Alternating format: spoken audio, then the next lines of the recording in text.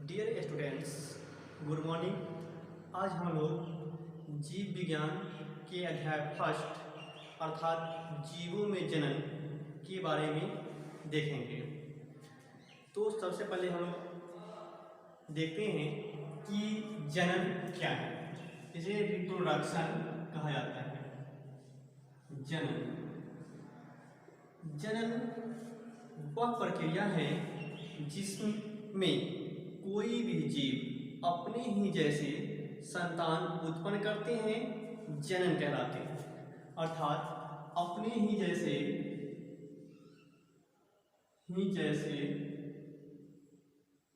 संतान उत्पन्न करना,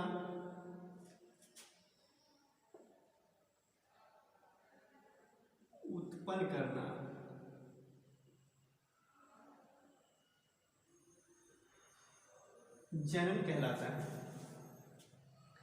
जनन के द्वारा अपनी प्रजाति को जीव इस पृथ्वी पर निरंतर बनाए रखते हैं, जिससे एक पीढ़ी से दूसरी पीढ़ी उसका जनरेशन बढ़ते रहता है।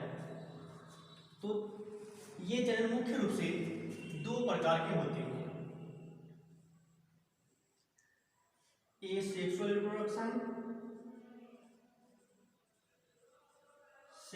रिप्रोडक्शन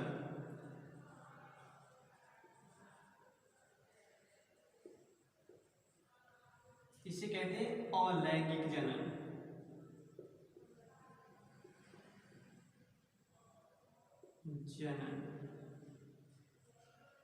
दूसरा सेक्सुअल रिप्रोडक्शन।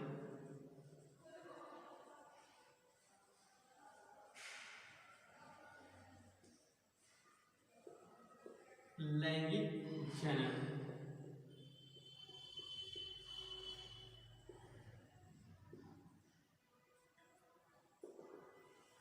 अलैंगिक जनन में भाग लेने वाले जीव एक ही जीव से नए जीव का निर्माण होते हैं। अर्थात अलैंगिक जनन में एक ही जनक से नए जीव का निर्माण होता है। एक ही जनक से नए जीव का निर्माण होता है, उसी हम लोग कहेंगे अलैंगिक जनन। इसमें समसूत्री कोश का विभाजन की क्रिया होती है। नेक्स्ट,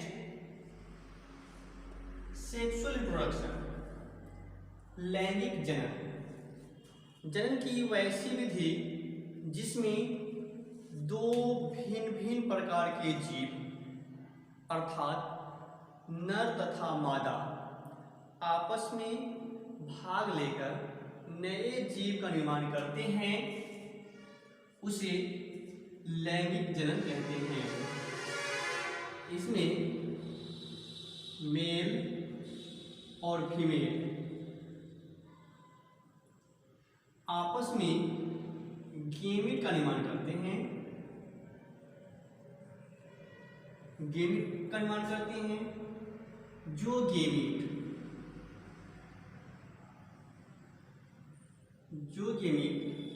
आपस में फ्यूज करके युग्मनज जाइगोट का निर्माण करते हैं। इसे युग्मक कहते हैं। जाइगोट यानी कि युग्मनज। ये युग्मनज में समसूत्री कोश का विभाजन होती हैं और ये धीरे धीरे भ्रूण का निर्माण करते हैं और यही भ्रूण नए जीव में परिवर्तित हो जाते हैं।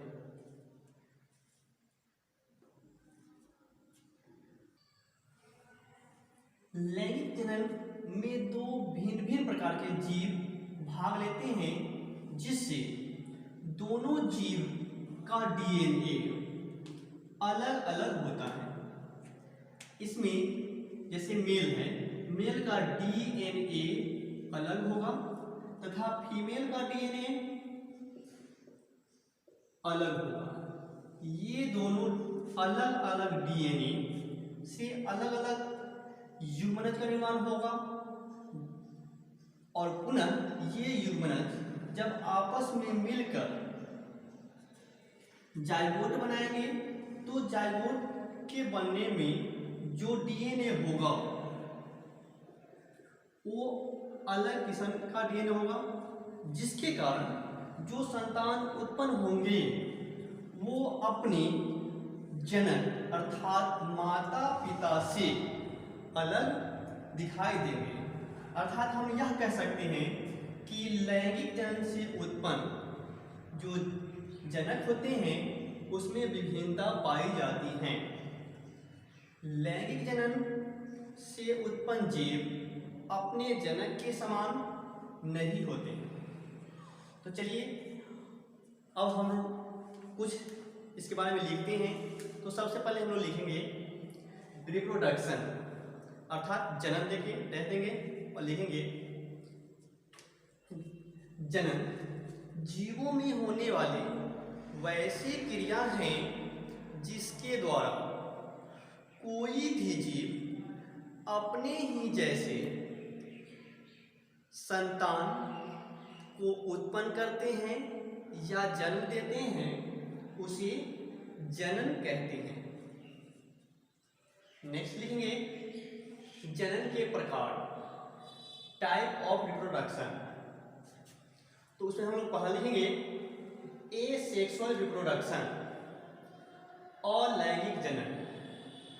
इसमें हम लोग लिखेंगे कि जनन की वैसी क्रिया जिसमें एक ही जीव से नए जीव का निर्माण होता है या नए जीव उत्पन्न होते हैं, उसे अलैंगिक जनन कहते हैं। नेक्स्ट इसमें हम लोग पॉइंट लिखेंगे। पहला पॉइंट इसमें लिखेंगे कि जनन की इस विधि में विभिन्नता नहीं पाई जाती, अर्थात जो जीव होते हैं वो जनक के समान होते हैं। दूसरा हम लोग लिखेंगे कि अलैंगिक जनक द्वारा उत्पन्न जीव को क्लोन कहा जाता है। नेक्स्ट तीसरा पॉइंट लिखेंगे अलैंगिक जनन में विभिन्नता नहीं पाई जाती। ठीक, चलिए अब हम लोग दूसरा देखेंगे सेक्सुअल रिप्रोडक्शन, लैंगिक जनन। तो लैंगिक जनन में हम लिखेंगे कि जनन की वैसी विधि जिसमें दो भिन्न भिन्न प्रकार के जीव अर्थात मेल तथा फीमेल, नर तथा मादा आपस में भाग लेकर नए जीव का निर्माण करते हैं, उसे लैंगिक जनन कहते हैं। चलिए इसमें हम लोग पॉइंट ले लेंगे कि लैंगिक जनन में पहला पॉइंट लिखेंगे कि लैंगिक जनन में विभिन्नता पाई जाती है क्योंकि दोनों जीव के डीएनए अलग अलग होते हैं। दूसरा पॉइंट लिखेंगे हम लोग इस जनन के द्वारा उत्पन्न संतान अपने जनक यानी कि पेरेंट के समान नहीं होते। तो अब हम लोग देखेंगे, ये था हमारा बेसिक कि लैंगिक जनन और अलैंगिक जनन है क्या। अब हम लोग देखेंगे कि अलैंगिक जनन की विधियां। तो चलिए हम लोग लिखते हैं अलैंगिक जनन की विधियां। अलैंगिक जनन की विधियां, अलैंगिक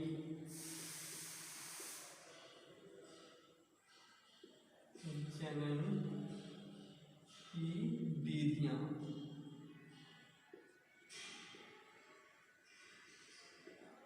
तो अलैंगिक जनन की अनेक विधियां हैं। चलिए इसमें हम लोग पहला देखेंगे कि द्विविभाजन।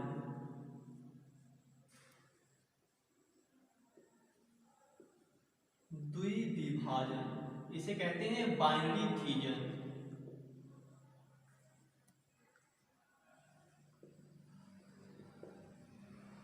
बाइनरी फिजन यह अलैंगिक जनन की वैसी विधि है जिसमें जनक की एक कोशिका आपस में विभाजित करती हैं, जिनमें पहले इन कोशिका में क्या होती है, सिकुड़न शुरू होता है। जैसे मान लीजिए कि ये हमारे क्या है, जनक के पेरेंट सेल हैं। अब जब इसमें विभाजन की क्रिया होगी तो इन कोशिका में बीच में सिकुड़न प्रारंभ होगा और इसके अंदर पाए जाने वाले जो डीएनए होंगे वो डीएनए में भी धीरे धीरे क्या ये डीएनए विखंडित होना प्रारंभ हो जाएगी।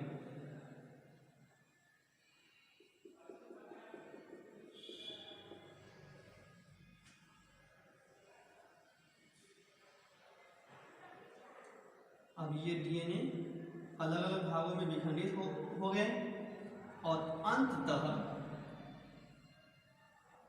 ये टूटकर दो अलग जीव का निर्माण करेंगे।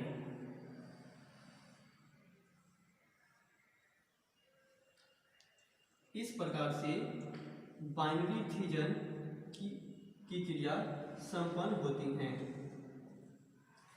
तो द्विविभाजन के द्वारा जो जनन होते हैं वो अमीबा में पाए जाते हैं। तो चलिए हम लोग इसमें लिखेंगे द्विविभाजन, लिखेंगे यह अलैंगिक जनन की वैसी विधियां हैं जिसमें पेरेंट सेल में धीरे धीरे सिकुड़न होना प्रारंभ हो जाते हैं और उसमें पाए जाने वाले डीएनए क्या होते हैं, अलग अलग विखंडित हो जाते हैं और अंततः वो सेल विखंडित होकर दो अलग जीव का निर्माण कर लेते हैं। तो लिखेंगे इसमें कि जनन की इस विधि में जनक कोशिका में सिकुड़न प्रारंभ होते हैं और धीरे धीरे वो सिकुड़ कर नए जीव का निर्माण कर लेते हैं। हम लोग देखते हैं दूसरा पॉइंट है बीजाणु जनन। बीजाणु जनन इसको कहते हैं स्पोरुलेशन। देखिए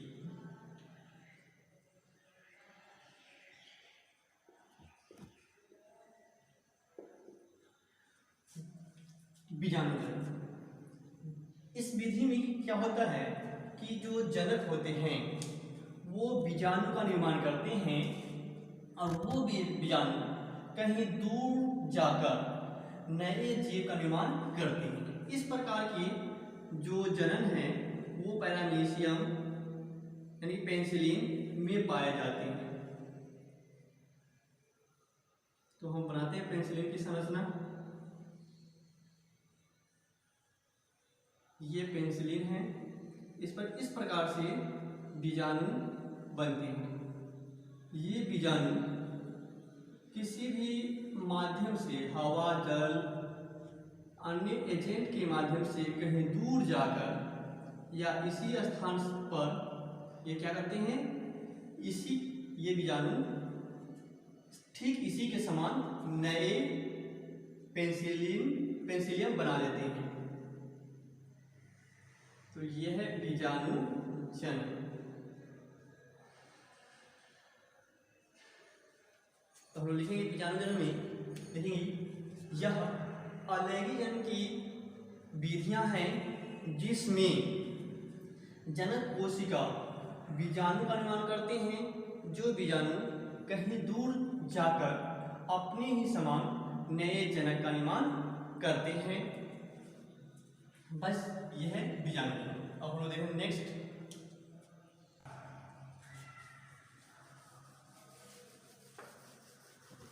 देखेंगे मुकुलन।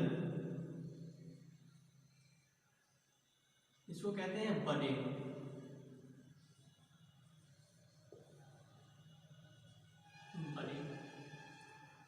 यह वैसी विधि है जिसमें पेरेंट सेल के किसी भाग से मुकुल बर्ड निकलते हैं और वही बर्ड धीरे धीरे विभाजित होकर नए जीव का निर्माण कर लेते हैं।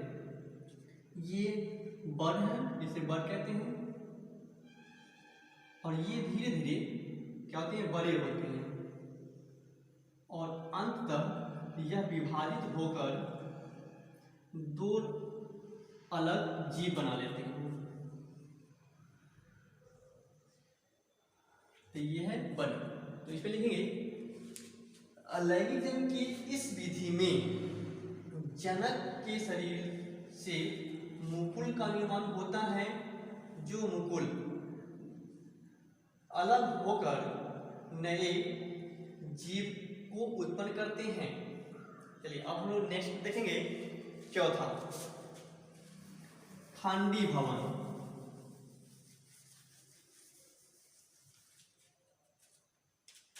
चौथा खंडी भवन।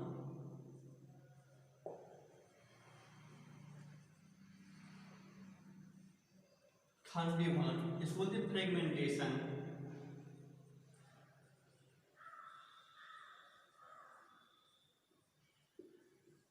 फ्रेगमेंटेशन इस विधि में होता क्या है कि कोई भी जो जनक होते हैं, जनक के जो बड़ी होती हैं, वो बड़ी क्या होते हैं कि अनेक भागों में विखंडित हो जाती हैं। अनेक भागों में विखंडित हो जाते हैं और विखंडित होकर वह उसी के समान पुनः नए जीव का निर्माण कर लेते हैं।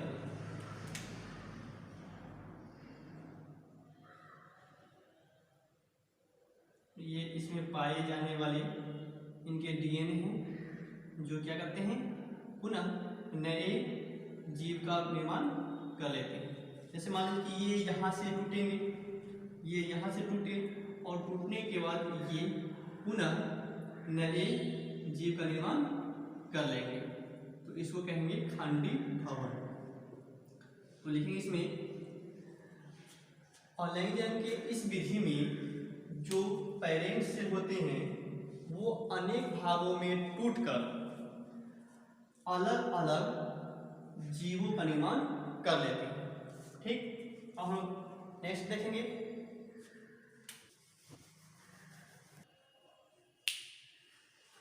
नेक्स्ट हम लोग देखेंगे पुनरुद्ध भवन।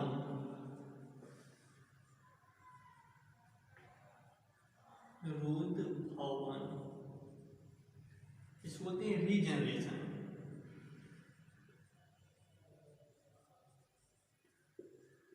रीजनरेशन अब ये होता क्या है, तो इस विधि में होता है ये है कि कोई भी जीव जो है वो क्या करते हैं कि उसके कहीं भी से भी कट जाते हैं और कटने के बाद वो क्या होते हैं, जितने भागों में कटते हैं वो पुनः वो नए जीव का निर्माण कर लेते हैं। जैसे मान लीजिए कि ये प्लूमेरिया है, ये आपस में यहाँ से टूटते हैं और टूटने के बाद ये पुनः नए जीव का निर्माण कर लेते हैं। ये पुनः क्या करेंगे कि नए जीव का निर्माण इस तरह से कर लेते हैं। तो ये था आपका अलैंगिक जनन। अब हम अगले दिन देखेंगे कि पौधे में जो पाए जाते हैं अलैंगिक जनन, उसे हम लोग कायिक जनन के नाम से जानते हैं, वेजिटेटिव रिप्रोडक्शन। तो हम लोग फिर मिलेंगे नेक्स्ट डे अगले भाग के साथ। तब तक बाय।